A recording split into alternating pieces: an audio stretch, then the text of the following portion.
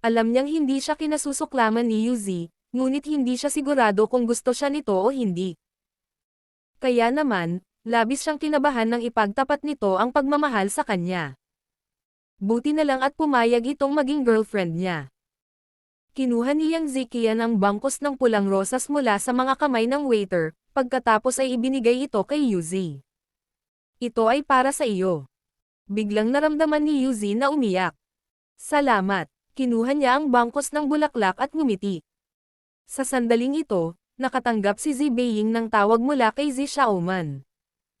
Sinabi nito sa kanya na may malay na ang kanilang ama, at dapat na itong umuwi ngayon.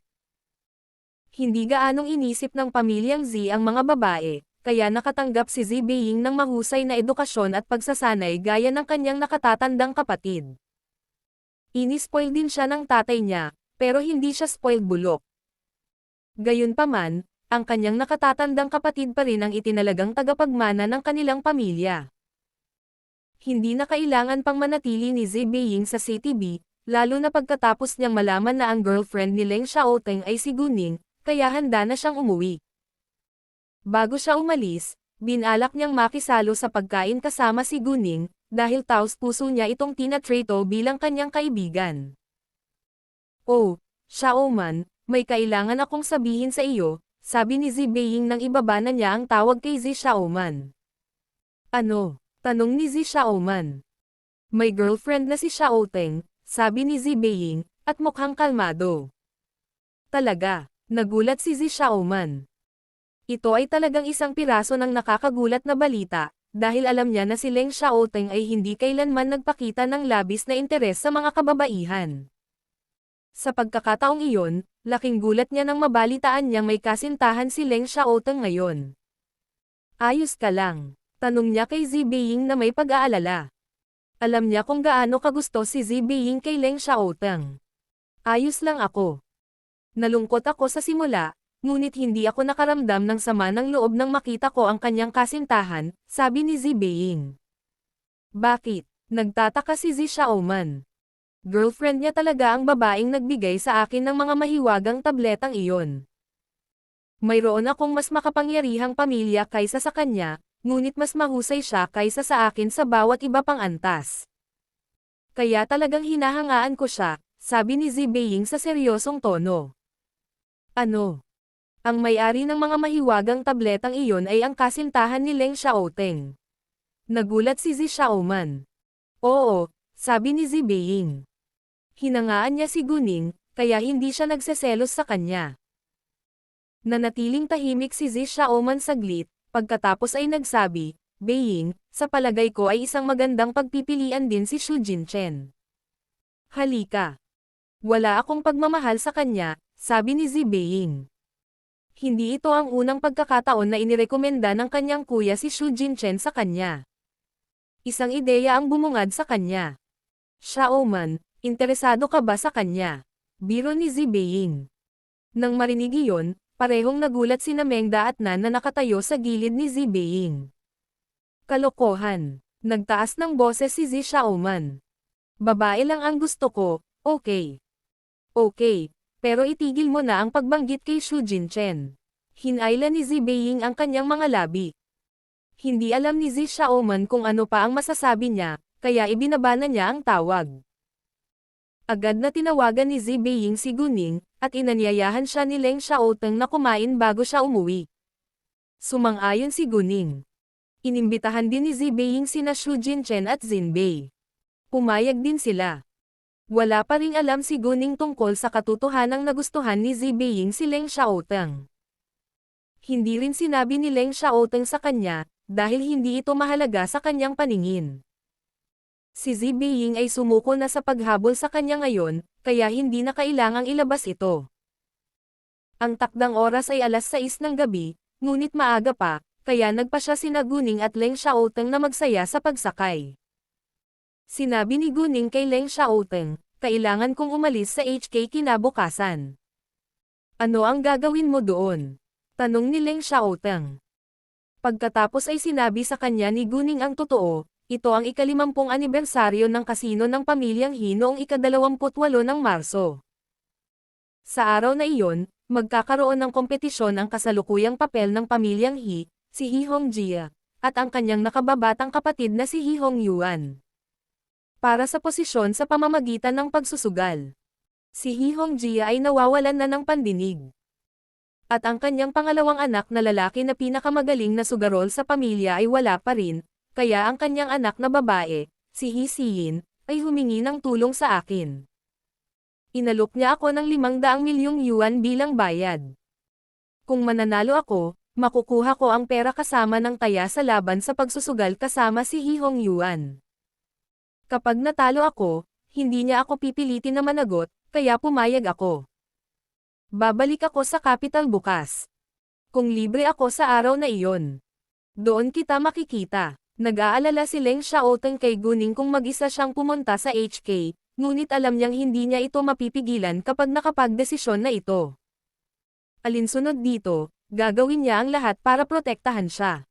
Malaki. Tumanggaw si Guning. Nang bandang alas 4 ng hapon, tinawagan ni Luzon si Guning at sinabi sa kanya na tapos na ang Infinite Horror. Sinabi sa kanya ni Guning na magulat para sa kanyang tungkulin sa kanyang kumpanya sa kabisera, pagkatapos ay gumawa ng kopya ng orihinal na pelikula. Magpapadala siya ng isang tao para kunin ito. Pumayag si Luzon, at sinabing aalis siya bukas papuntang kabisera. Pagkatapos, tinawagan ni Guning si Kay at sinabi sa kanya ang sinabi ni Luzon sa kanya. Tinawagan din niya si Lu Xiao mamaya. Si Lu Xiao ay gagawa ng pagsasaayos para sa trabaho ni Luzon. Bandang alas 5 ng hapon, natanggap ni Guning ang tawag ni Mr. Tan. Sinabi nito sa kanya na siya pa rin ang No. 1 sa listahan ng mga estudyanteng nakapasok sa final. Nakakuha ulit siya ng buong marka. Si Suanya ay nasa ika-11 na ranggo, kaya hindi siya kasama sa final, habang si Zhang Zekai ay nasa ika-7 na ranggo, at si Song Xiao ay nasa ika-10 na ranggo, kaya't silang dalawa ay sasali sa final. Ang final ay magsisimula sa 10 sa Multimedia Classroom isang bukas, at lahat ng mga mag-aaral na dadalo dito ay kailangang tipunin sa Blue Sky Hotel bago mag 9:30 AM. Ang mga hurado at audience ng final ay pawang mga propesor sa matematika at eksperto mula sa mga sikat na high school at kolehiyo. Masama ang performance ng mga hindi manatiling kalmado sa oras na iyon.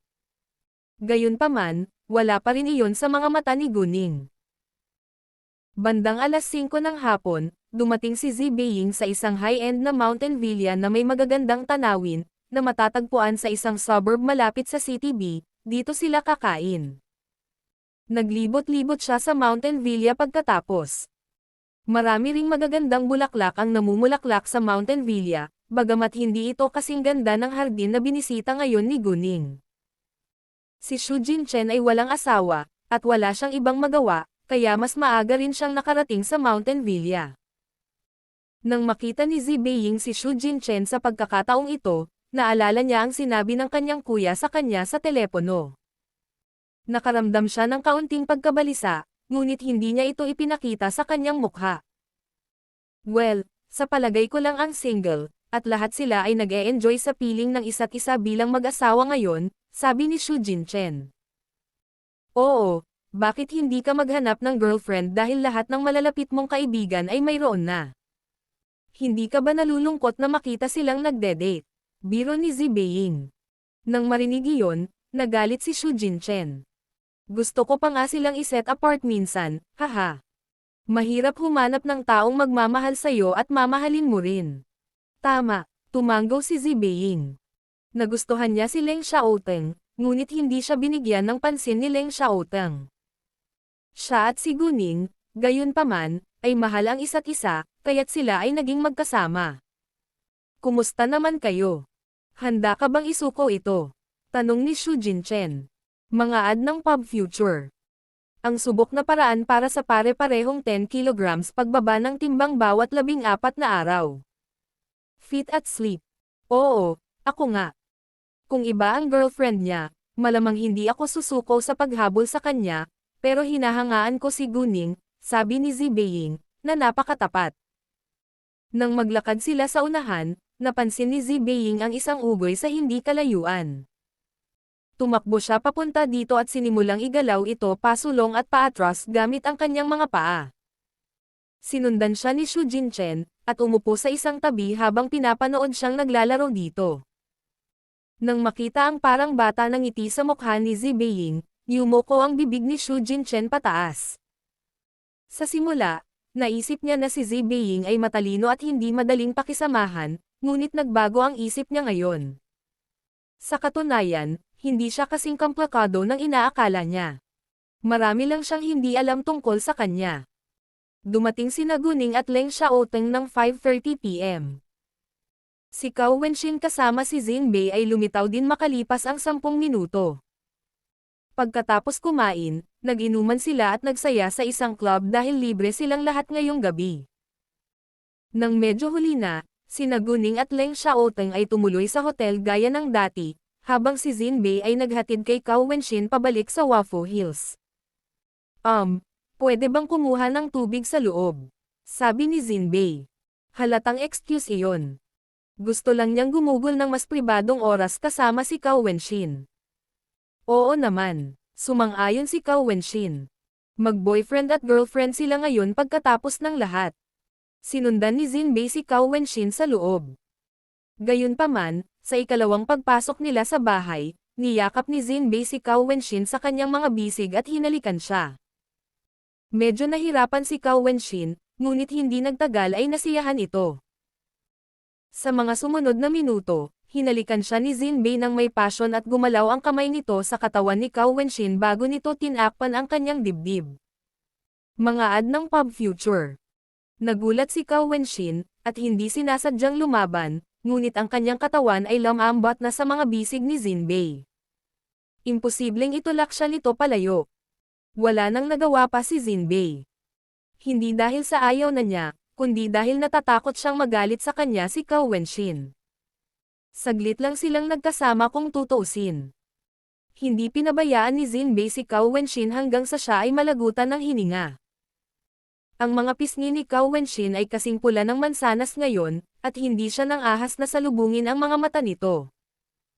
Nang makitang ganoon si Cao Wenxin, nasa sabik si Zin Bei, ngunit ginawa pa rin niya ang lahat para kontrolin ang sarili. Tumakbo si Cao Wenxin nang minsang binitawan siya ni Zin Bei, ngunit natisod siya at muntik nang mahulog. Hinatak siya pabalik ni Zin Bei sa kanyang mga bisig. Hayaan mo akong dalhin ka sa itaas. Si Cao Wenxin ay namumula ngayon ng iskarlata, at itinago ang kanyang mukha sa kanyang dibdib. Tara, wag ka nang mahiya. Boyfriend and girlfriend na tayo, biro ni Zin Bei.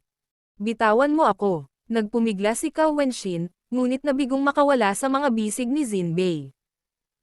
Pagkatapos ay binuhat ni Zin Bei si Cao Wenxin sa kanyang mga bisig na naglalakad para maupo sa sofa.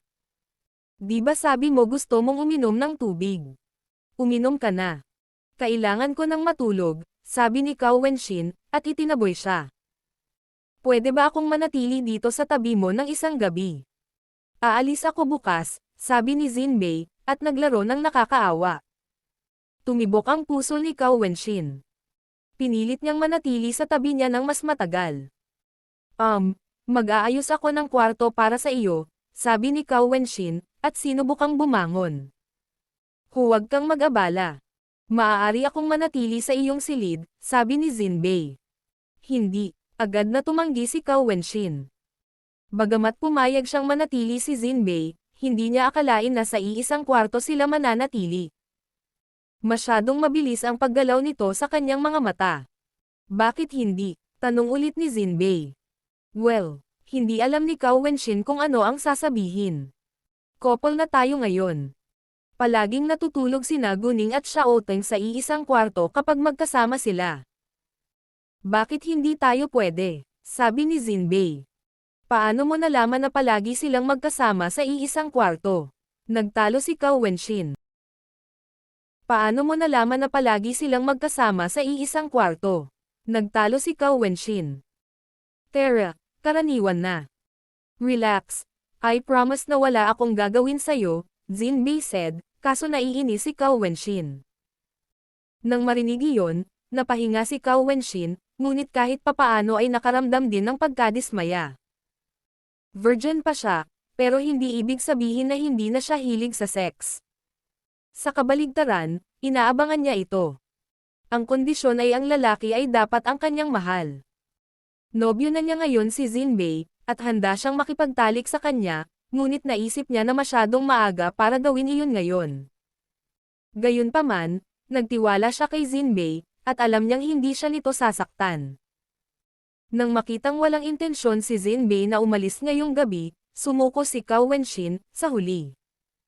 Gayunpaman, nakaramdam pa rin siya ng hiya, at ayaw niyang bumalik sa kanyang silid ngayon. Gusto mo ba ng tubig?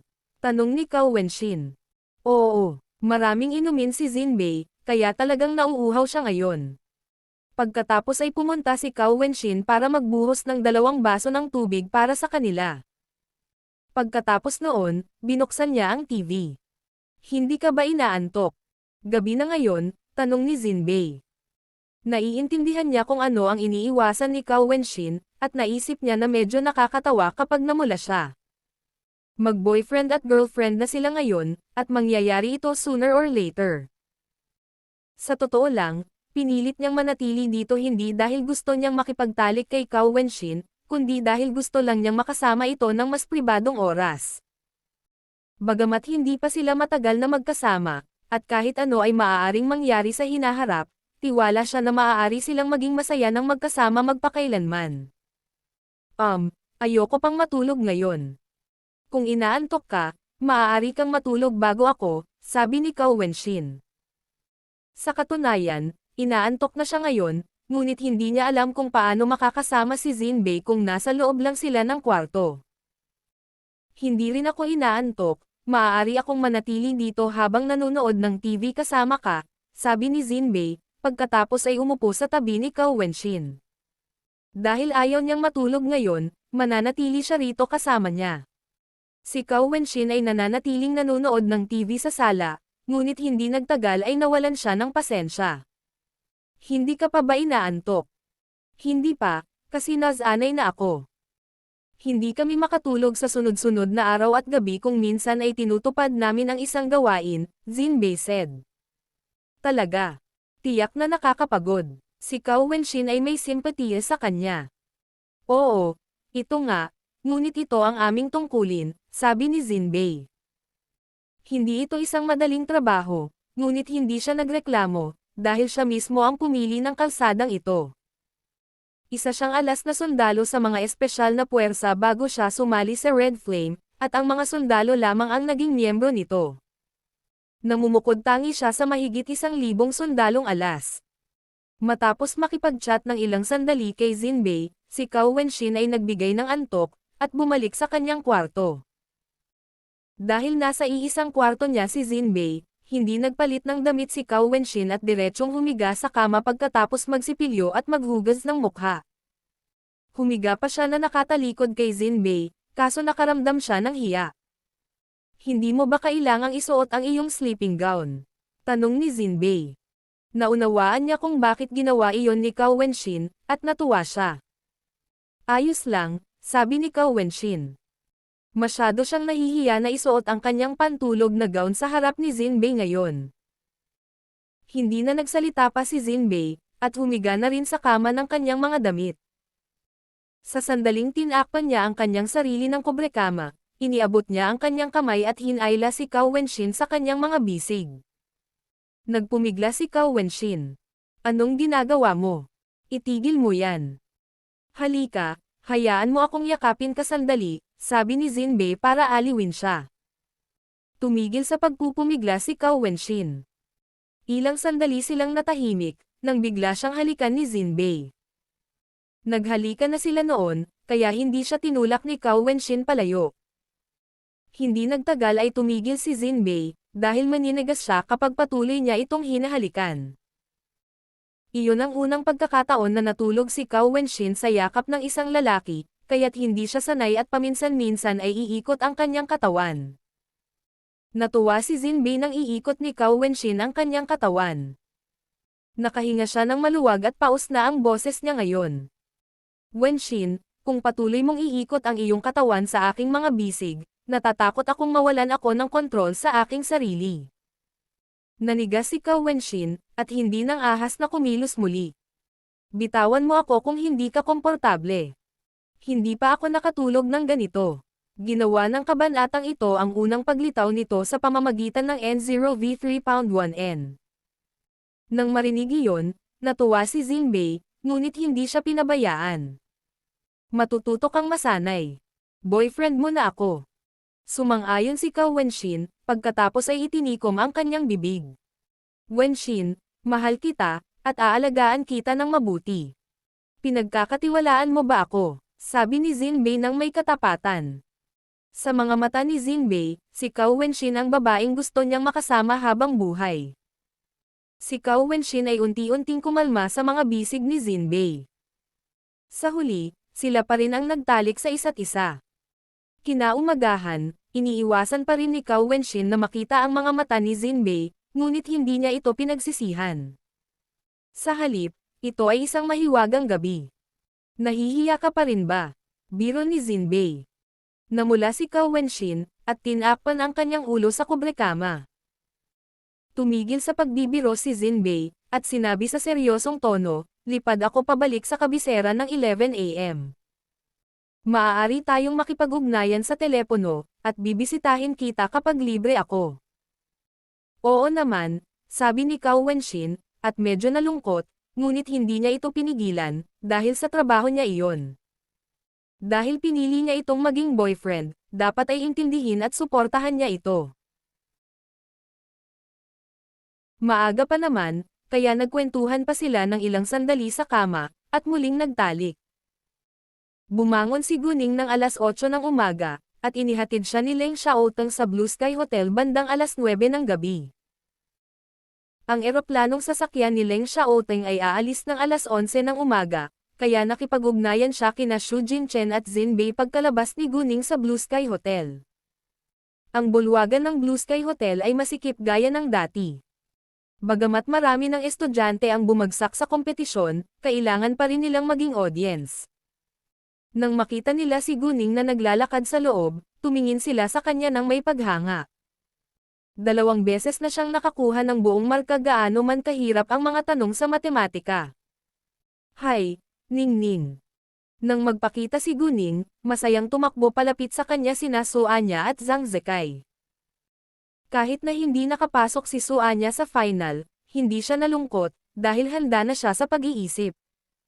Dahil maganda pa rin ang mood ni Su Anya, hindi na kailangang aliwin siya ni Guning. Kinamumuhian ni Song Xiao si Guning gaya ng dati, ngunit hindi niya ito sinabi ng malakas sa publiko. Pinalibutan din siya ng mga nakakaalam ng tunay na pagkakakilanlan ni Guning at patuloy na pinupuri siya. Goddess Gu, napakagaling mo. Paano mo nagawang makakuha ng buong marka ng 2 beses? Napaka hindi ka panipaniwala. Goddess Gu, sa tingin ko ay mananalo ka sa unang premyo ng walang pag-aalinlangan. Tama, walang maihahambing sa iyo. Haha, flattered ako. Ngumiti si Guning. Pagkatapos noon, nag-chat sila sa isa't isa. Goddess Gu, malapit na ang National College Entrance Examination.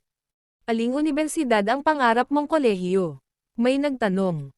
Ang Capital University, sabi ni Guning. Napakahusay ni Goddess Gu. Sa tingin ko, madali para sa iyo na makapasok, sabi ng isa pang estudyante. Well, ang target ko ay ang kapital din, ngunit hindi ako kumpiyansa na makapasok ako sa Capital University. Plano kong mag-aral sa University of CTB, pero nagbago ang isip ko ngayon. Dahil ang target ni Goddess Gu ay ang kabisera, mag-aaral din ako sa kabisera. Hindi man ako makapasok sa Capital University, maaari ko itong bisitahin kapag libre ako. Baka makilala ko si Goddess Gu sa campus. Sige, pansinin. Noong pinag-uusapan nila ang kanilang pangarap na universidad, sinabi ng isang guro, "Tara na." Isa-isa silang sumakay sa mga bus at umalis na papuntang school. Umupo si Mr. Tan sa tabi ni Guning, at tinanong niya ito, "Guning, may tiwala ka ba?" "Ginoo. Tan, huwag kang mag-alala. Kaya kung manalo, Sabi ni Guning nang may kumpiyansa. Malaki. Naniniwala ako sa iyo. Medyo na-relax si Mr. Tan nang makita si Guning na sobrang kumpiyansa. Hindi mo kailangang ma-stress. Tapusin mo na lang gaya ng dati. Bagamat nasasaktan siya na makitang nanalo si Guning sa unang premyo, hindi niya ito dapat ay pressure. Gagawin ko, sabi ni Guning. Pagdating nila sa 0.1 High School, 20 minutes na lang at finals na, kaya umupo na silang lahat sa multimedia classroom isa. Wala pa ang mga math professors at experts sa mga oras na ito.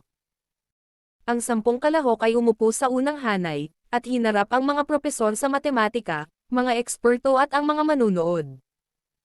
Maya-maya, isa-isang pumasok sa loob ang 10 math professors at experts. 3 sa kanila ay mga hukom, habang ang iba ay mga panauhin, kasama si Director Yu. Bilang Vice Director ng Education Bureau, dapat siyang naroroon, dahil ang Education Bureau ang host ng kompetisyon ngayong taon. Ang pambansang kompetisyon sa matematika para sa mga mag-aaral sa high school ay ginanap bawat taon sa iba pang lungsod. Sa pagkakataong ito, ginanap ito sa lungsod B, at gaganapin ito sa ibang lungsod sa susunod. Medyo nagpanik ang ilang estudyante nang lumitaw ang mga importanteng figure na iyon, dahil mga teenager pa sila. Gayunpaman, karamihan sa mga hurado at panauhin ay nakatuon kay Guning, dahil nakakuha lang siya ng buong sa parehong preliminary at rematch. Napakabihirang makitang mangyari iyon. Maging ang mga guro sa matematika ay hindi nakatapos ng papel ng kasing bilis ng magagawa ni Guning. Nang mapansin ni Song Xiao na si Guning ang pinagtutuunan ng pansin ng lahat ngayon, nakaramdam siya ng sobrang selos at hindi nasisiyahan. Nagsimula na ang final. May nakalagay na puting papel sa harap ng bawat estudyante. Ang mga tanong sa matematika ay ipinapakita sa screen at isusulat ng mga mag-aaral ang kanilang mga sagot sa papel. Pagkatapos nito, dapat nilang itaas ang kanilang mga kamay, at darating ang mga guro upang kunin ang kanilang papel. Ang kanilang mga sagot ay ipinapakita din sa screen para sa mga hukom na gumawa ng mga hatol. Kung tama ang sagot, namumukod tangi ang estudyante. Magpapakita ang guro ng 3 sagot ng 3 mag-aaral sa bawat pagkakataon. Kung mali ang sagot ng unang mag-aaral, turn naman ng pangalawang mag-aaral. Kung tama ang sagot ng pangalawang mag-aaral, ang pangalawang mag-aaral ang mananalo sa laro, at ang ikatlong mag-aaral ay nawalan ng pagkakataon. Kung mali ang sagot ng pangalawang mag-aaral, turn ng pangatlong estudyante. Kung tama ang sagot ng ikatlong mag-aaral, ang ikatlong mag-aaral ang mananalo sa laro. Kung hindi, ipapakita ng guro ang susunod na tanong sa screen. Ang final ay bukas sa publiko, kaya maraming mga reporter ang dumating sa silid-aralan, at naitala ang buong proseso. Madalas nilang itinutok ang kanilang mga kamera kay Guning, dahil narinig nilang lahat ang mga score ni Guning sa preliminary at rematch. Sa kanilang mga mata, si Guning ay isang henyo. 10 tanong ang ipapakita sa screen sa final. Ang una ay isang verbal math na tanong at kailangan itong tapusin sa loob ng 30 segundo.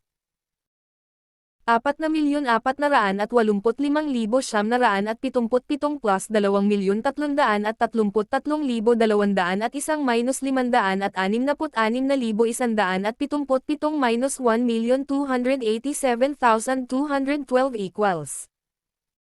Sinulyapan ito ni Guning, at nakuha ang sagot sa loob ng 5 segundo, pagkatapos ay isinulat niya ang kanyang sagot sa papel. Siya ang unang nag-abot ng papel. Nagulat ang lahat sa bilis niyang magkalkula. Makalipas ang 30 segundo, maliban kay Guning, may 2 pang estudyante na sumulat ng kanilang mga sagot. Si Guning ang nauna, kaya unang inihayag ng guro ang kanyang sagot. Ito ay tama.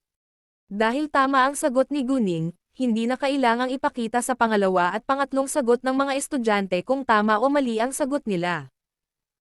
Ang pangalawang tanong sa matematika ay nangangailangan ng nakasulat na tugon, at ang oras ay limitado sa 10 minuto, na siyang normal na oras para sa isang tanong sa matematika. Si Guning, gayunpaman, ay hindi nangangailangan ng ganoong katagal. Naunawaan niya ang tanong sa isang simpleng sulyap, pagkatapos ay nagsimulang isulat ang kanyang sagot sa papel. Nang makita iyon, muling namangha ang lahat. Si Guning ay talagang ibang-iba sa kanyang mga kapantay. Ang lahat ng mga mag-aaral na maaaring makapasok sa nangungunang 10 ay sapat na mahusay, ngunit namumukod tangi pa rin si Guning sa kanila. Sa mga mata ng mga eksperto sa matematika, hindi rin kapanipaniwala si Guning. Sa mga sumunod na minuto, palaging si Guning ang unang sumulat ng sagot at nag-abot ng papel sa guro, at nagsimulang masanay ang mga tao dito. Tinapos ni Guning ang ika-10 tanong sa hindi pangkaraniwang bilis din. Siya ang nanalo mula sa unang tanong hanggang sa huli. Masyadong nabigla ang mga tao kaya nagulat sila ngayon. Kahit na ang mga eksperto sa matematika na iyon ay nadama na hindi nila magagawa ang mas mahusay kaysa kay Guning. Dahil nagawa ni Guning na tapusin ang mga pagsasanay sa loob ng 1/4 ng oras. Nainggit kay Guning ang ilang eksperto sa matematika, dahil high school student pa lang siya, pero mas mahusay na siya kaysa sa kanila. Gayunpaman, ang mga masasamang tao lamang ang may hawak ng ideyang iyon. Karamihan sa mga dalubhasa sa matematika ay nasa sabik na makita ang napakahusay na estudyante tulad ni Guning. Nang matapos ang finals, nagsimula na ang award ceremony. Si Guning ang palaging sumulat ng tamang sagot, kaya kailangang pumili ng mga hukom ng 2 pang estudyanteng may pinakamataas na marka sa iba pang kalahok. Ang mag-aaral na nanalo ng ikalawang gantimpala ay isang batang lalaki mula sa ibang lungsod, habang si Zhang Zekai ay nanalo sa ikatlong gantimpala. Nagalit si Song Xiao sa resulta, nang makitang parehong nanalo ng mga premyo sina Guning at Zhang Zekai.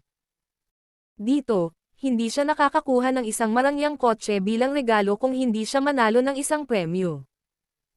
Ang mga parangal para sa unang gantimpala ay isang trepeo, isang pagkakataon ng karangalan at 5,000 yuan. Ang mga parangal para sa ikalawang gantimpala ay isang pagkakataon ng karangalan at 30,000 yuan. At ang mga parangal para sa ikatlong gantimpala ay isang pagkakataon ng karangalan at 20,000 yuan. Bagamat hindi gaanong pera ang kanilang pera, ito ay isang paraan ng paghihikayat. Pagkatapos ng seremonya ng parangal, pinalibutan ng mga mamamahayag ang mga nanalo ng premyo ng sabay-sabay upang makapanayam sila. Ang bata at si Zhang Zekai ay labis na kinabahan sa harap ng mga kamera, ngunit si Guning ay nanatiling kalmado gaya ng dati, na humahanga sa lahat. Reporter Guning, maraming mga tao ang medyo interesado kung paano mo nagawang isulat ang mga tamang sagot sa mga tanong na iyon sa loob ng maikling panahon. Maaari mo bang sabihin sa amin ang iyong mga kakayahan? Guning. Ito ay dahil mayroon akong magandang memorya, at naiimbak ko ang lahat sa aking isipan pagkatapos basahin ito ng isang beses. Nang marinig iyon, nagulat ang lahat, ngunit wala ni isa sa kanila ang nangahas na maghinala sa kanya. Hindi nila maklaim na nakuha niya ang tamang sagot noon pa man, dahil nandito rin ang Vice Director ng Education Bureau. Bilang karagdagan, ang ilang mga dalubhasa sa matematika ay nagtanong kay Guning ng ilang mga katanungan sa matematika sa site, at sinagot ito ni Guning ng tama sa loob ng maikling panahon din. Edukado rin ang mga reporter na iyon kaya naiintindihan nila ang hindi nila dapat sabihin. Ang napakahusay na pagganap ni Guning ngayon ay humanga sa maraming eksperto sa matematika, at lahat sila ay umaasa na si Guning ay maaaring maging apprentice nila. Bagamat napakahusay ni Guning sa math, isa pa lang siyang high school student, at marami pa siyang kailangang matutunan. Ang mga eksperto sa matematika na iyon, sa kabilang banda, ay may maraming kaalaman tungkol sa matematika, at sila rin ay mahusay na mga guro. Gayunpaman, tinanggihan ni Guning ang kanilang mga alok. Natapos na ang kompetisyon sa matematika, at ang mga estudyante kasama ang kanilang mga guro ay lilipad pabalik sa kanilang mga lungsod sa hapon iyon. Mananatili si Guning sa CTB, dahil doon siya nakatira ngayon, at babalik lang siya sa CTF para sa National College Entrance Examination. Si Suanya at Zhang Zekai ay hindi gustong iwan si Guning, ngunit sa wakas ay kinailangan nilang magpaalam sa isa't isa. Pumunta si Guning sa bahay ng pamilya Tang pagkatapos. Bagamat hindi malaking bagay para kay Guning na manalo ng unang premyo, Lahat ng nakatatandang henerasyon sa pamilyang Tang ay nakaramdam ng kasiyahan para sa kanya. Sa katunayan, naniwala na sila na si Guning ay maaaring manalo ng unang premyo nang sabihin sa kanila ni Guning na siya ay lalahok dito. Naghanda pa sila ng celebration party para sa kanya. Nang makita nila ang trepeo at pagkakataon ng karangalan, natuwa silang muli, at nakaramdam ng pagmamalaki kay Guning. Tinawag ni Tang Haifeng ang kanyang mga dating kaibigan at patuloy na ipinamalas ang tagumpay ng kanyang namumukod-tanging apo. Nagulat ang mga dati niyang kaibigan sa balita, at nakaramdam sila ng inggit sa kanya. Lahat sila ay nagnanais na ang kanilang mga apo ay magiging kasing husay ni Guning. Hindi nagtagal, ang video ng final ay na-upload sa internet, at ito ay naging viral. Si Guning, muli, ay naging mainit na paksa sa buong social media. Ang mga mag-aaral at guro ng No. 3 High School sa CTF ay nakaramdam ng pagmamalaki kay Guning. Parang sila mismo ang nanalo ng unang gantimpala. Hindi lamang si Guning ang karangalan ng kanyang paaralan ngayon, kundi pati na rin ang CTF. Ang direktor ng Education Bureau sa CTF at ang kalihim ng Municipal Party Committee ng CTF ay tumawag kay Guning upang batiin din siya. Sunod-sunod din ang tawag sa kanya ng mga kaibigan ni Guning. Hindi maalala ni Guning kung ilang tawag ang natanggap niya ngayong araw, at medyo nauuhaw siya pagkatapos ng paulit-ulit na pagsasabi ng pasasalamat, ngunit hindi siya naiinip. Sa halip, masaya siyang nakatanggap ng pagbati mula sa kanyang malalapit na kaibigan. N-Heart V Epsilon Pound N. Kung saan ang bawat salita ay nagbubunga ng pagtataka. Boss, hindi ka makapaniwala. Bakit wala tayong celebration party? Sabi ni Panzero na may pananabik. Salamat, pero ginagawa iyon ng pamilya ko para sa akin. Sa palagay ko ay maaari akong makipag-inuman sa iyo mamayang gabi, sabi ni Guning. Malaki. Gusto rin ng mga kaibigan ko na ipagdiwang ito kasama ka. Gusto mo bang makibahagi ng mga inumin sa kanila sa aking club? Tanong ni Panzero. Siyempre hindi, nakangiting sabi ni Guning. Bagamat hindi siya pamilyar sa mga kaibigan ni Panzero, magalang ang pakikitungo niya sa kanila, at handang makipagkita sa kanila. Salamat, tuwang-tuwa si Panzero. Ay, boss, mas magaling si kuya ngayon. Salamat sa ginawa mo para sa pamilya ko, biglang sabi ni Panzero sa seryosong tono. Kung hindi dahil kay Guning, maaaring nawala sa kanya ang kanyang malapit na kuya. Karamihan sa mga kapatid sa isang mayamang pamilya ay nakikipagkompetensya sa isa't isa para sa kayamanan ng pamilya, ngunit si Panzero at ang kanyang nakatatandang kapatid ay hindi kasama. Walang anuman. Natutuwa akong gumaling na ang kuya mo, sabi ni Guning. Pagkatapos ibaba ang tawag kay Panzero, tinawagan ni Guning si Tang Qingyang at inanyayahan siyang makisalo sa mga inumin ngayong gabi. Dahil si Tang Qingyang ang namamahala sa isang business project sa CTB ngayon, ipapakilala niya ang kanyang mga koneksyon sa kanya. Si Panzero at ang kanyang mga kaibigan ay hindi mula sa mga nangungunang super rich na pamilya sa CTB, ngunit hindi masamang bagay na mapanatili ang isang magandang relasyon sa kanila. Sa katunayan, si Tang Qingyang ay wala sa posisyon ng ganap na kapangyarihan sa kumpanya, kaya siya ay malaya sa halos lahat ng oras. Bukod dito, ito ay imbitasyon ni Guning, at walang dahilan para tanggihan niya ito. Kasabay nito, muling naging mainit na paksa sa internet si Guning. Wow, napakaganda ni Goddess Gu. Nanalo siya sa kompetisyon na may buong marka. Sa tingin ko siya ay hindi isang normal na tao, dahil siya ay napakahusay. Bueno, siya ay isang tunay na diyosa, at ang mga tao ay halos hindi maihahambing sa kanya. Sa palagay ko ay walang sino man ang maaaring maging mas matalino, namumukod-tangi at mahusay sa lahat ng bagay kaysa kay Goddess Gu. Oo, gusto ng nanay ko na magkaroon siya ng anak na kasing husay ni Goddess Gu, haha. Haha, haha, ang aking ina ay may parehong ideya. Naniniwala ako na maraming magulang ang may parehong kaisipan, dahil si Goddess Gu ay karaniwang perpekto. Tama. Pero hindi ako nagseselos kay Goddess Gu.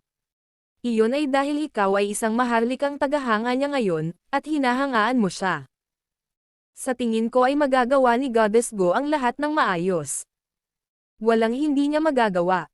Anyway, mahal na mahal ko si Goddess Go ngayon. Nawawalan na ako ng interes sa mga lalaki. Huwag naman sana.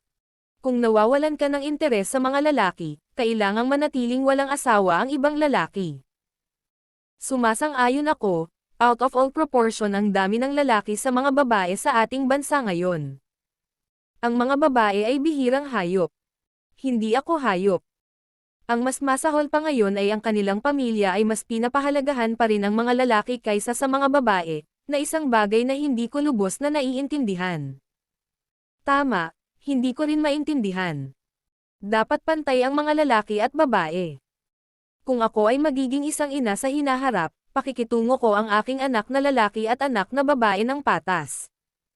Oy, walang kinalaman sa topic na ito. Goddess Go ang pinag-uusapan natin ngayon.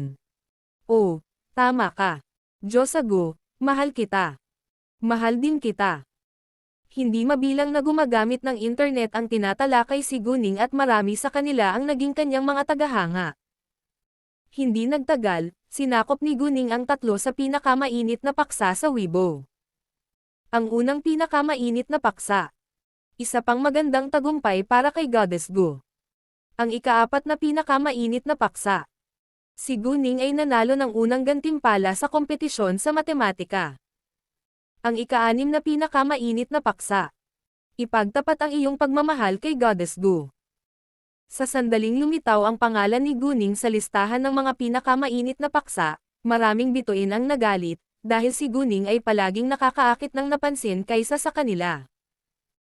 Gayunpaman, pagkaraan ng ilang sandali, isa pang paksa tungkol kay Guning ang lumabas sa listahan, ngunit hindi ito maganda. Ang pamagat ay, paano naging kampyon si Guning? Maraming tao ang nag-iwan ng mga komento na may hinala sa katotohanang si Guning ay nanalo sa kompetisyon na may buong marka ng 3 beses. Naniniwala ang ilan na sinuhulan ni Guning ang Education Bureau para makuha ang mga tamang sagot bago pa man magsimula ang paligsahan. Si Guning daw ay isang mahusay na mag-aaral sa kanyang paaralan, kaya hindi nakakagulat na nanalo siya ng unang gantimpala, ngunit paano niya nagawa ito nang may buong marka? Hindi pa ito nangyari dati. Hindi ako makapaniwala. Sumasang-ayon ako. Ang aking tiyuhin ay isang guro sa matematika sa isang mataas na paaralan, at maging siya ay hindi makatapos ng mga pagsasanay na iyon sa loob ng maikling panahon. Si Guning ay isang high school student lamang. Hindi ko akalain na kaya niyang gawin iyon mag-isa. Isa na siyang matagumpay na businesswoman ngayon, at maaaring madali para sa kanya na makuha ang mga tamang sagot bago pa man. Isipin mo ang iyong mga salita. Kailangan mong managot sa sinabi mo. How does you suspect a department of our government? Hindi ka ba nahihiya na ang iyong tiyuhin, na isang guro sa matematika sa isang mataas na paaralan, ay nabigong gumawa ng mas mahusay kaysa kay Guning, na isang mag-aaral sa high school? Napakasama nila, at sa tingin ko nagseselos lang sila. Nagbigay pa nga siya ng dahilan na maganda ang memorya niya. Ito ay dapat na isang kasinungalingan. Tama, bakit mo siya sinusuportahan at pinaniniwalaan ang bawat salita niya? Sa tingin mo ba kaya niyang tapusin ang mga tanong na iyon sa matematika ng mag-isa? At least nagtitiwala kami sa Education Bureau. Nagtitiwala kami sa Education Bureau, kaya hindi kami gagawa ng anumang mga paghuhusga ng walang anumang patunay. Bakit hindi mo tingnan at paniwalaan ang opisyal na pahayag? Itigil mo na ang pagpapakalat ng tsismis. Mga ad ng PubFuture. Ang subok na paraan para sa pare-parehong 10 kilograms pagbaba ng timbang bawat 14 na araw. Fit at Sleep. Ipakita sa amin ang anumang patunay na makukuha mo, o mapaparusahan ka ayon sa batas. Bagamat maraming tao ang may hinala kay Guning, mas marami ang mga gumagamit ng internet na sumuporta at nagtanggol sa kanya. Sa kanilang mga mata, magaling si Guning sa lahat ng bagay. Hindi nagtagal, nalampasan ng boses ng suporta ang mga may pagdududa. Makalipas ang ilang sandali, naglabas ng opisyal na pahayag ang Education Bureau of CTB upang patunayan na above board ang kompetisyon. Dahil patas at pampubliko ang paligsahan, maaaring kasuhan ang mga gumagawa ng tsismis kung patuloy silang magpapakalat ng tsismis. Sa sandaling lumabas ang opisyal na pahayag, tumigil ang mga haters sa pag-atake kay Guning. Nag-aalinlangan pa rin sila, ngunit hindi na sila nang ahas na mag-iwan ng mga komento sa internet. Si Guning, gayunpaman, ay walang pakialam dito. Magpo-focus siya sa sarili niyang buhay, pag-aaral at karera. Aaksyon lamang siya kapag naging seryoso ang pag-atake. Ang inaugural na pag-upload ng kabanatang ito ay naganap sa pamamagitan ng N0V3LB1N. Tinawagan ni Leng Xiaoteng si Guning noong 1:30 ng hapon, at sinabi sa kanya na nasa kabisera siya ngayon. Sinabi rin sa kanya ni Guning na nanalo siya ng unang premyo sa kompetisyon sa matematika. Nakaramdam ng kasiyahan si Leng Xiaoteng para sa kanya, at hindi rin ito nakakagulat sa kanyang mga mata. Pagkatapos ibaba ang tawag kay Guning, tinawagan ni Leng Xiaoteng si Master Leng ng sabay-sabay. "Hay, tagal mo na akong hindi tumatawag. Akala ko nakalimutan mo na may lolo ka pa," biro ni Master Leng. "Lolo, nasa kabisera ako ngayon, at bibisitahin kita mamayang hapon." Siya nga pala, ang iyong magiging granddaughter-in-law ay nanalo lang ng unang gantimpala na may buong marka sa National Math Competition, sabi ni Leng Xiaoteng. "Ano? Talaga?" Nagulat si Master Leng. Mga ad ng Pub Future. Sina Zhang Zhongyo at Master Shu ay nasa silid din kasama si Master Leng, at pareho silang namangha nang marinig ang balita. "Ano? Nanalo si Guning sa kompetisyon na may buong marka. Sobrang hindi ka panipaniwala. Haha, haha, napakahusay." Tumawa ng malakas si Master Leng.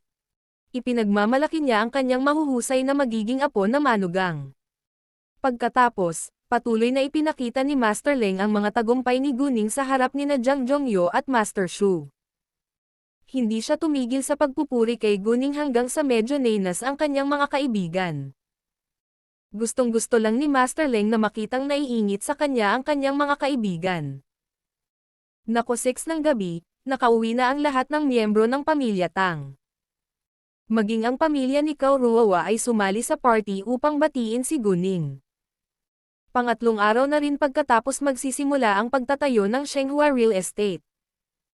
Ngunit walang masamang nangyari, kaya nagsimulang maniwala ang mga tao na ang nakakakilabot na balita tungkol sa lupain ay isa lamang alingawngaw. Sinabi ni Guning kina Gao Yi at Qiao Ya na bigyang pansin ang konstruksyon, kung sakaling magdulot ng gulo ang kanyang mga katunggali sa negosyo sa lugar ng konstruksyon. Nang malapit ng mag 9 PM, pumunta si Guning sa bar ni Pan Zero kasama si Cao Wenxin. Sa kanilang paglalakbay, tinawagan ni Guning si Tang Qingyang at sinabihan siyang magkita doon.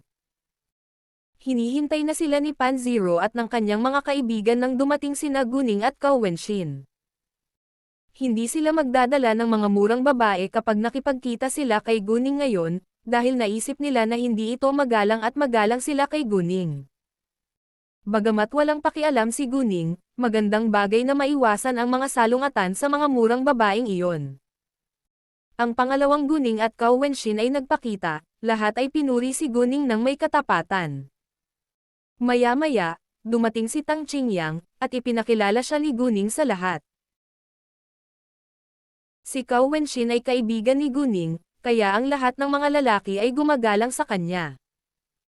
At nang sabihin ni Guning kina Tang Qingyang at Pan Zero na palitan ang kanilang mga name card, naunawaan nila na dapat ay mahalaga si Tang Qingyang sa circle of friends ni Guning. Sa makatuwid, lahat sila ay nakipagpalitan ng mga name card kay Tang Qingyang at sinabi na dapat silang magtipon ng madalas. Napagtanto ni Tang Qingyang na nilalayo ni Guning na tulungan siyang magkaroon ng mga koneksyon. Noong 11 ng gabi, umalis sina Guning at Cao Wenxin. "Ningning, kailan pa kayo naging malapit sa isa't isa ni Tang Qingyang?" Tanong ni Cao Wenxin na may pagkamausisa. Casual niyang tinanong ito, at hindi niya akalain na gusto ni Guning si Tang Qingyang. Alam ni Cao Wenxin kung gaano kamahal ni Guning si Leng Xiaoteng, at si Tang Qingyang ay halos hindi maihahambing sa Leng Xiaoteng. Kailangan kong makipagtulungan sa kanya, kaya kailangan ko siyang tulungan, sabi ni Guning, ngunit hindi nagkwento ng maraming detalye. Oh, naiintindihan ko, sabi ni Cao Wenxin, at hindi na nagtanong pa. Tinawagan ni Guning si Leng Xiaoteng nang makauwi siya, at nag-usap sila ng 1 oras sa telepono bago sila matulog. Tinawagan siya ni Leng Xiaoteng noong nasa bar siya, ngunit masyadong maingay para mag-usap sila sa telepono, kaya tinawagan siya ni Guning pagka-uwi niya sa bahay. Kinabukasan, umalis si Guning sa bahay ng pamilya Tang sa umaga.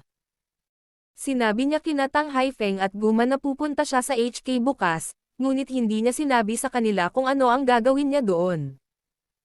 Hindi nagtanong sina Tang Haifeng at Guma ng mga detalye, dahil nagtiwala sila kay Guning. Si Guning ay isang kung fu master, at mayroon din siyang 2 ace bodyguard sa kanyang tabi, kaya ligtas siya. Pagkatapos, tinawagan ni Guning si Hisiyin at sinabi sa kanya na magkikita sila bukas sa HK. Medyo gamaan ang loob ni Hisiyin dahil alam niyang tiyak na darating si Guning para tulungan siya. Ilang sandali pa ay tinawagan ni Guning si Qiaoya at sinabihan siyang mag-book ng 3 tiket sa eroplano papuntang HK bukas. Nagpasya siyang isama sina Gao Yi at Qiaoya sa pagkakataong ito. Pagkatapos mag-book ng mga tiket sa eroplano, sinabi ni Guning kay Hisiyin ang eksaktong oras ng pagdating upang si Hisiyin ay makapag-ayos ng sinumang susando sa kanila. Nang maayos na ito, pinuntahan ni Hisiyin ang kanyang ama sa pag-aaral. Si Hihongjia ay nakahiga sa malambot na sopa, at mukhang haggard. Nasa early 50s pa lang siya, pero mukhang mas matanda pa sa totoong edad niya. Ang kanyang pamilya ay nahaharap sa isang malubhang krisis ngayon, at siya rin ay nasa masamang kalagayan. Bagamat sinabi sa kanya ni Hisiyin na nakahanap siya ng isang ace gambler, nababalisa pa rin siya. Isa pa, wala pa rin ang pangalawa niyang anak. May kumatok sa pinto ng study. Nabawi ni Hihongjia ang kanyang isip at sinabing, "Pasok." Sa pangalawang pagkakataong sinabi ni Hihongjia, itinulak ni Hisiyin ang pinto, naglakad papasok. Nang makita ang kanyang ama na mukhang haggard, nalungkot siya, ngunit hindi alam kung ano ang gagawin. "Ama," tawag sa kanya ni Hisiyin. "Tumawag lang sa akin ang babae, at sinabing nandito siya bukas ng 5 p.m. Nang marinig iyon, natuwa si Hihongjia. Si Hihongjia at Hisiyin lang ang nakakaalam nito ngayon, dahil ito ang mahalagang sandali sa pag-unlad ng kanilang pamilya, kaya kailangan nilang ilihim ito. Kung malalaman ng iba, si Guning ay nasa isang mapanganib na sitwasyon. Natapos ang araw na ito ng mapayapa. Kinaumagahan, pumunta si Guning sa Fengshan Shopping Mall para tingnan ang kanyang mga tindahan. Parehong sikat at siksikan sa mga customer ang Jade Beauty Jewelry at Charm. Tungkol naman sa beauty salon, ang mga skincare products ay inihatid ng umagang iyon, at ang mga tauhan ay nag-aayos ng mga ito.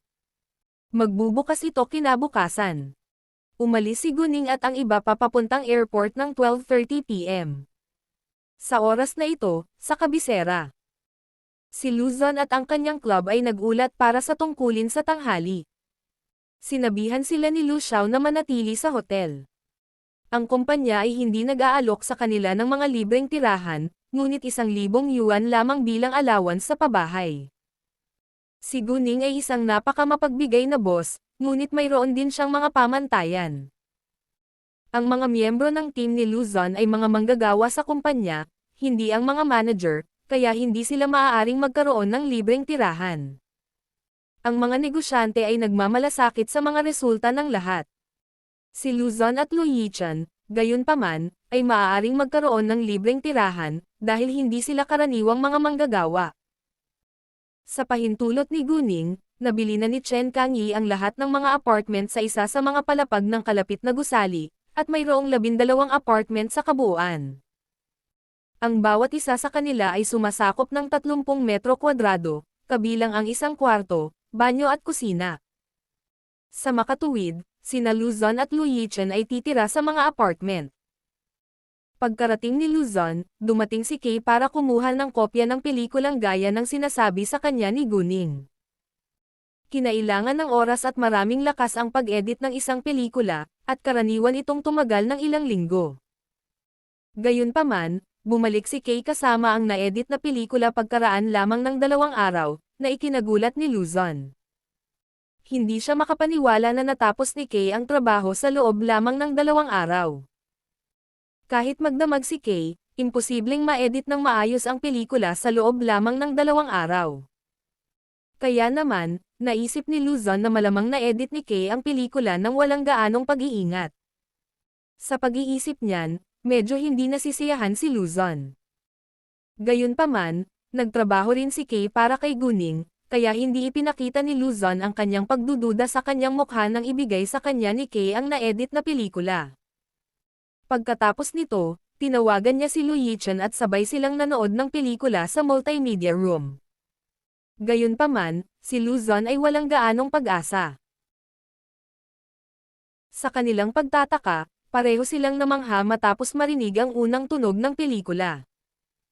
Nang ipakita ang unang eksena, natakot sina Luzon at Lu Yichen sa multo sa pelikula, dahil mukhang totoo ito. Matapos mapanood ito ng ilang segundo, naramdaman nina Luzon at Lu Yichen ang mataas na kalidad ng pelikulang ito. Kung tutuusin, hindi pa sila naging handa nang mag-shooting sila ng horror film na ito, kaya wala silang masyadong anticipation na patok ito. Walang mamumuhunan ng malaking halaga ng pera sa isang horror film dahil hindi ito makakaakit ng malaking audience. Gayunpaman, pagkatapos ng pag-edit ni Kay, ang pelikulang ito ay may mataas na potensyal na maging isang blockbuster. Bagamat hindi pa ganap na natapos ang pelikulang ito, dahil kailangan nila ng mga voice actor para gawin ang mga boses sa pelikula, sapat na itong nakakatakot sa mga eksena at tunog. Natuwa sina Luzon at Lu Yichen sa bawat segundo ng pelikula. Kung hindi pa napagaling ni Guning ang sakit sa puso ni Luzon, sana inatake na siya sa puso ngayon.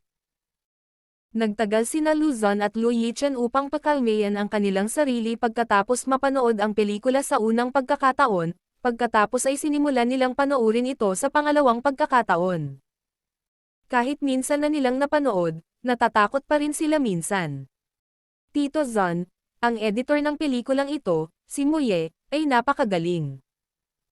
Na-edit niya ng maayos ang pelikulang ito sa loob lamang ng 2 araw, at ang kalidad nito ay hindi kapanipaniwala, sabi ni Lu Yichen. Tama, dapat siya ay isang henyo. Hindi pa ako nakakita ng ganoong talented na manggagawa sa pelikula na tulad niya. Kumpiyansa ako na magiging sikat ang pelikulang ito kapag ipinalabas na sa mga sinehan, ani Luzon. Hanggat may promote nila ito ng maayos, walang duda na magiging malaking tagumpay ang pelikulang ito. Paglabas nila ng multimedia room, gulat at takot pa rin sila dahil sa pelikula. Naglakad si Luzon papunta sa opisina ng general manager pagkatapos. Director Lu, anong nangyari? Nang makita ang maputlang mukha ni Luzon, nag-aalalang tanong ni Lu Xiao. Huminga ng mahabang hininga si Luzon bago niya ibinuka ang kanyang bibig. Manager Lu, ang pelikulang ito ay mahusay na na-edit kaya tiwala ako na maaari itong maging isang mahusay na tagumpay. Talaga, nagulat si Lu Xiao. Si Luzon ay isang kilalang direktor sa industriyang ito, at alam ni Lu Xiao kung gaano siya karanasan at kasanayan pagdating sa mga pelikula. Kung naisip ni Luzon na ang pelikulang ito ay maaaring maging isang mahusay na tagumpay, ito ay malamang na mangyari.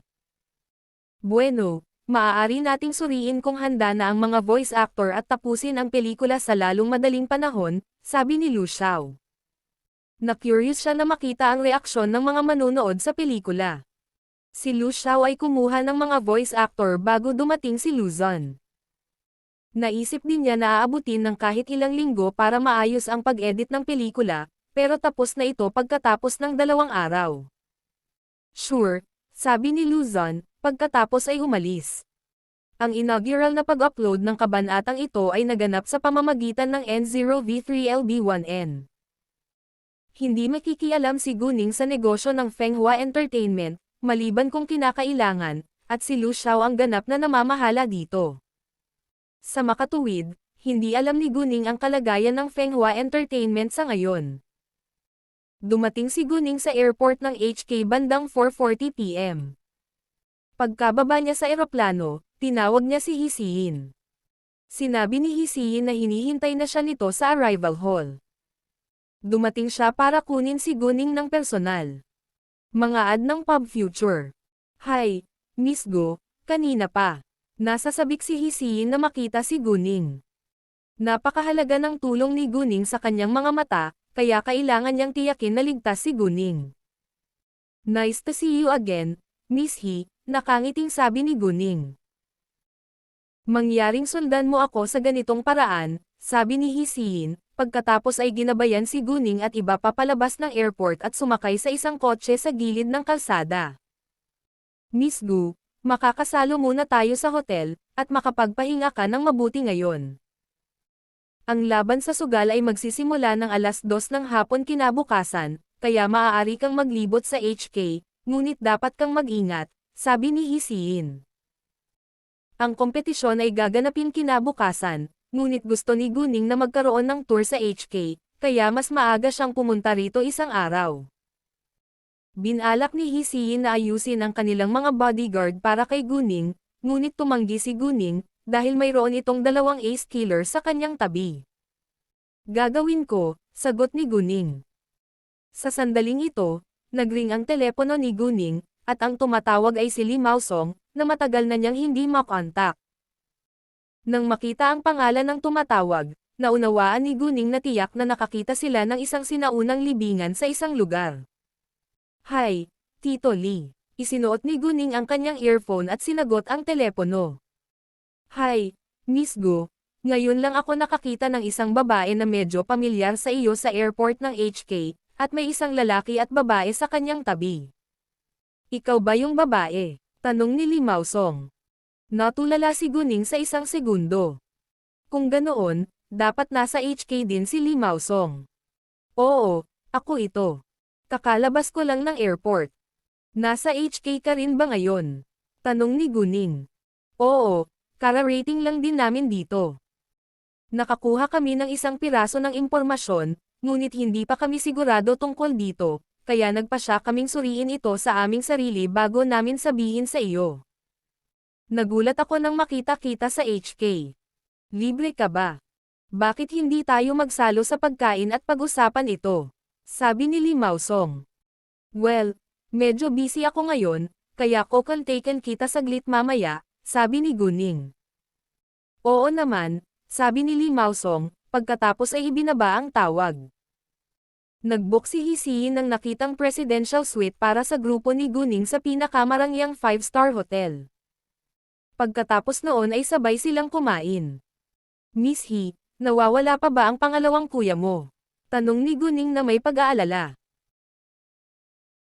Iniisip ang kanyang pangalawang nakatatandang kapatid na lalaki, mukhang malungkot si Hisiin. Oo, wala pa siya. Alam mo ba kung paano nawala ang iyong pangalawang kuya? Tanong ni Guning. Wala siyang intensyon na gawin ang Hisiin ng isang pabor, ngunit hindi siya takutol na bigyang pansin ito.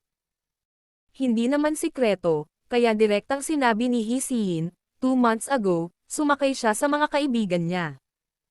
Umalis sila patungo sa isang maliit na hindi maunlad na isla sa kanlurang bahagi. Sa simula, makakalusot kami sa kanya, ngunit nawalan kami ng ugnayan kinabukasan, at hindi na siya bumalik. Ang aking ama ay nagpadala ng maraming tao upang hanapin siya.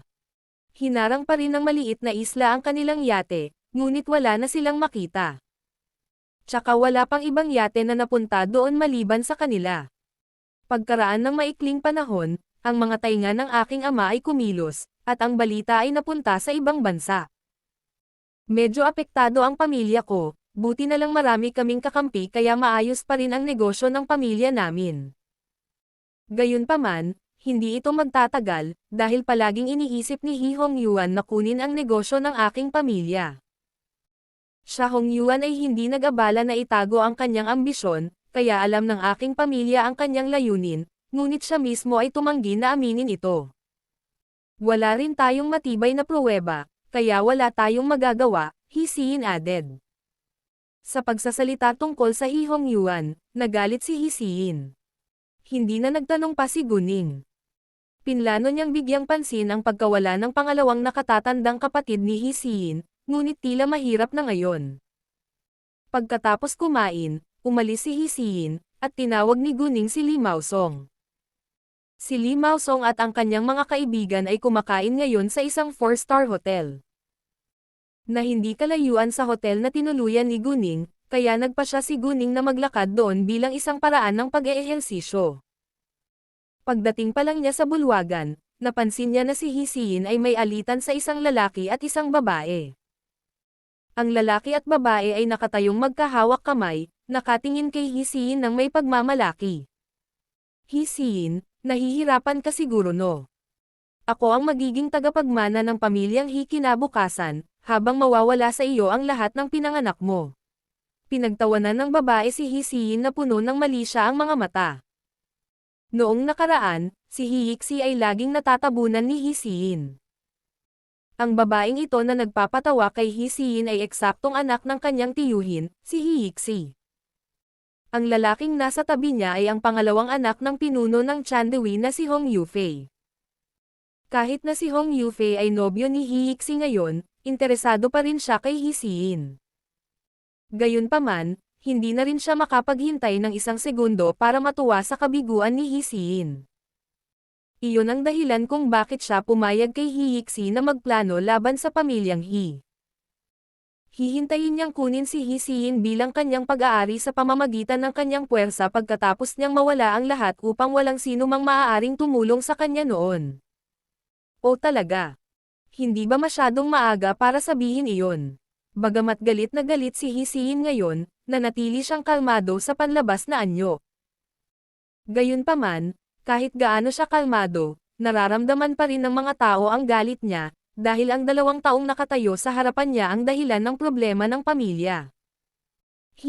Nais ni Hisiin na mapunit niya ang mga ito ngayon din. Palagay ko hindi, Hiyiksi ngumiti ng may pang-aalipusta. Nakaramdam ng disgusto si Hisiin, at nagplanong lumayo, ngunit itinaas ni Hiyiksi ang kanyang paa at inilagay ito sa direksyon ni Hisiin ng biglaan. Nadapa si Hisiin at napasigaw. Lahat ng tao sa paligid ay napatingin sa kanya. Kung siya ay nahulog sa lupa, ito ay talagang masakit. Sa gulat ng lahat, hinawakan ng isang batang babae ang braso ni Hisiin sa huling segundo at hinayla siya pataas. Ang babae ay si Guning, at alam niya kung ano ang gagawin ni Hiyiksi sa sandaling inabot ni Hiyiksi ang kanyang paa, kaya nahawakan niya ang braso ni Hisiin bago siya nahulog. Nagulat ang lahat sa eksena sa bulwagan. Walang pagkaantala, pinrotektahan ni Guning si Hisiin sa kanyang likuran. Samantala, sinipal ni Guning ang bukong-bukong ni Hiyiksi. Mukhang pabaya ito, ngunit sinadya ito ni Guning. Sa katunayan, maliban kina Gaoyi at Kiaoya, walang nakapansin sa paa ni Guning, dahil lahat sila ay nakatutok kay Hisiin. Lihim na ginamit ni Guning ang kanyang mahiwagang kapangyarihan nang salakayin niya si Hiyiksi, at ang librong bukong ni Hiyiksi ay agad na nabali sa isang malinaw na tunog.